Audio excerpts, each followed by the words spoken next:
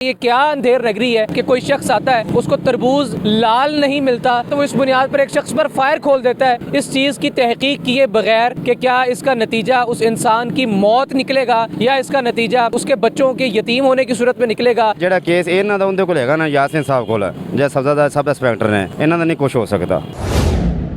ਇਹ ਤਾਂ ਸ਼ਾਮ ਤੋਂ ਪਹਿਲਾਂ ਕਹਿੰਦੇ ਭਾਈ ਮੁਲਜ਼ਮ ਫੜਿਆ ਜਾਵੇ, ਲੇਕਿਨ ਜਿਹੜੇ ਪਿੱਛੇ ਫੜਨ ਵਾਲੇ ਨੇ ਉਹ ਫੜਨਗੇ ਤੇ ਫੜੀ ਜਾਏਗਾ ਨਾ। ਉਹਦੇ ਕੋਲ ਹੀ ਮੇਰਾ केस है, मेरे 4 महीने हो गए हैं। आपका कोई और अलग से केस उसी इंस्पेक्टर का? उसी इंस्पेक्टर के पास ही है। मेरे केस का नहीं हल निकला क्योंकि मैं माड़ा मैं मजदूर हाँ। जेडे अगले बंदे मेरे मुलजम है ने वो गड्डियां कार वाले ने। बिस्मिल्लाहिर्रहमानिर्रहीम, अस्सलाम वालेकुम। मैं हूं उमर चीमा और आप देख रहे हैं दस्तक टीवी। नाज़रीन, इस वक्त मैं खाड़क नाला के करीब मौजूद हूं। शहर लाहौर का ये इलाका है। यहाँ पर आज से कुछ दिन पहले एक लर्जा खेज वारदात होती है जिसमें एक शख्स को मौत के मुंह में तकरीबन धकेल दिया जाता है। इस वक्त मेरे सामने जो कुर्सी आप देख रहे हैं, इस कुर्सी को आप देख रहे हैं कि सामने से टूटी हुई है।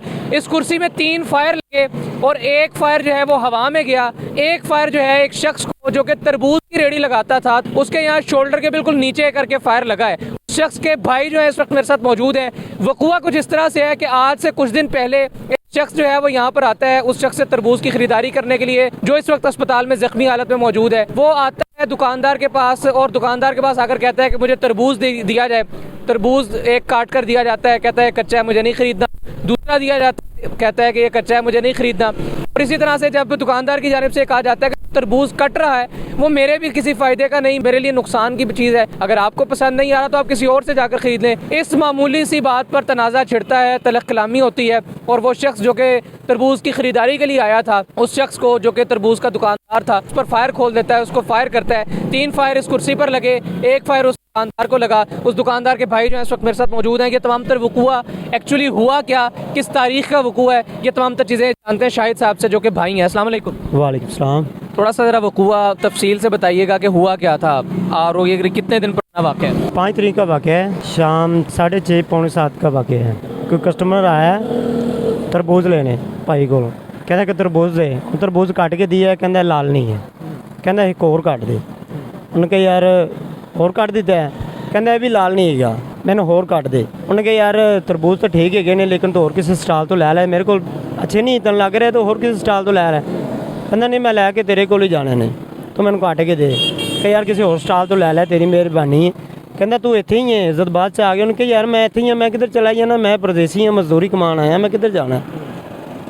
ठीक 8-9 तो 10 मिनट बाद आ गया जी, इत्थे आंदी फायरिंग शुरू कर दी ने। तो भाई फायर करता है, भाई बैठा जी कुर्सी पर, ऐ सामने कुर्सी पड़ी है, कुर्सी पर 3 गोलियां लगी हैं, चौथी भाई के इधर शोल्डर पर लगी है। ये तकरीबन 4-5 गोलियां उसने लगाई हैं जी, उसने 4 गोली निकाली। उसके बाद फिर चला गया वो ज़ख्मी हालत में छोड़? जी, वो ज़ख्मी हालत में छोड़ के फिर चला गया। फिर किसने अस्पताल पहुंचाया उनको? बस वो उसी वक्त कोई भी नहीं था हमारा, कोई ना हमारा भाई था ना उसका बेटा था, अकेले थे दुकान पर? अकेला ही दुकान पर था।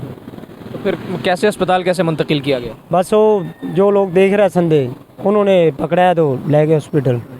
इस वक्त क्या कंडीशन? इस वक्त कंडीशन होनी बिल्कुल यानी कि नॉर्मल भी है, ठीक भी है।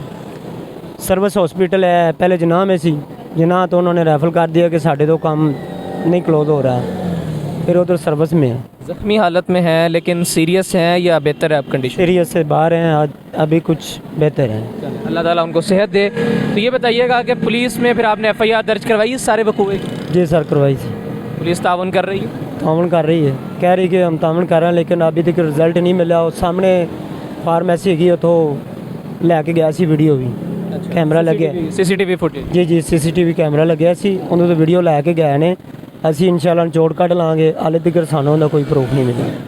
यानी 5 तारीख का वाक़या है और आज अगले महीने की यकुम हो गई है। जी जी। तकरीबन ख़वातीन हज़रात 1 महीना गुजर गया है। बज़ाहिर ये कह रहे हैं कि ये पुलिस से मुतमईन है, लेकिन बहरहाल अभी तक कोई तहकीकात उस तरह से पेशरफ्त नहीं आई सिवाय एक CCTV फुटेज के। जी जी बिल्कुल, जी बिल्कुल। आप भी यहाँ पर करीब ही ठेला लगाते हैं, तो ये बताइएगा कि सारा मामला आपने भी देखा, तो पुलिस ताउन इनके साथ कर रही है नहीं कर रही? इस सारे वक़ुए के बाद क्या मामला हैं जो आप एक हमसाये के तौर पर ऑब्जर्व कर रहे हैं? ਜਿਹੜਾ ਕੇਸ ਇਹਨਾਂ ਦਾ ਉਹਦੇ ਕੋਲ ਹੈਗਾ ਨਾ यासीन साहब ਕੋਲ ਜਾਂ ਸਬਜ਼ਾ ਸਬ इंस्पेक्टर ने, ਇਹਨਾਂ ਦਾ नहीं कुछ हो सकता। अल्लाह के हुक्म से मैं दावे से कह सकता हूँ। अल्लाह करे यार उनका मामला सुलझ जाए। हो मैं कहना हो भाई, मैं ये नहीं कहना नहीं हो, ਇਹ ਤੇ ਸ਼ਾਮ ਤੋਂ ਪਹਿਲਾਂ ਕਹਿੰਦੇ ਭਾਈ ਮੁਲਜ਼ਮ ਫੜਿਆ ਜਾਵੇ, ਲੇਕਿਨ ਜਿਹੜੇ ਪਿੱਛੇ ਫੜਨ ਵਾਲੇ ਨੇ ਉਹ ਫੜਨਗੇ ਤੇ ਫੜੀ ਜਾਏਗਾ ਨਾ ਭਾਜੀ। ਗੱਲ ਤਾਂ ਹੈ ਨਾ, ਮਹੀਨਾ ਹੋ ਗਿਆ ਕਿਉਂਕਿ ਉਹਦੇ ਕੋਲ ਹੀ ਮੇਰਾ ਕੇਸ ਹੈ। ਮੇਰੇ 4 ਮਹੀਨੇ ਹੋ ਗਏ ਨੇ, ਪਹਿਲੇ ਮਹੀਨੇ दूसरे महीने की 13 तरीक का वकूआ है। अज वेख लो कितने महीने गुजर गए ने। आपका कोई और अलग से केस उसी इंस्पेक्टर का? उसी इंस्पेक्टर के पास ही है जो सब्जादार का यासीन साहब है, उनके कोल ही इन्हों का मैनू पता है क्योंकि उस जिस दिन केस का हल नहीं निकला? नहीं निकला, मेरे केस का नहीं हल निकला क्योंकि मैं माड़ा मैं मजदूर हाँ। ਜਿਹੜੇ अगले बंदे मेरे मुलजम है ने वो गड्डियां घर वाले ने, उन्हें आके लाख 1.5 रुपया चुप करके यासीन साहब दिता। यासीन साहब मैं जाना फोन करके मैंने कहते हाँ जी मैं उन्होंने कहता है, वो चला गया। उन्होंने कहता धमकी ला के मैं कहांगा जो मेरे बैठा उन्होंने जो फोन काटना कहता यार तेरी मेहरबानी पुछ आ जाए। उन्होंने कहता फोन से धमकी धमकी ला के मैं कल देंगा ना जो मुलजमान नाल गल करते हैं।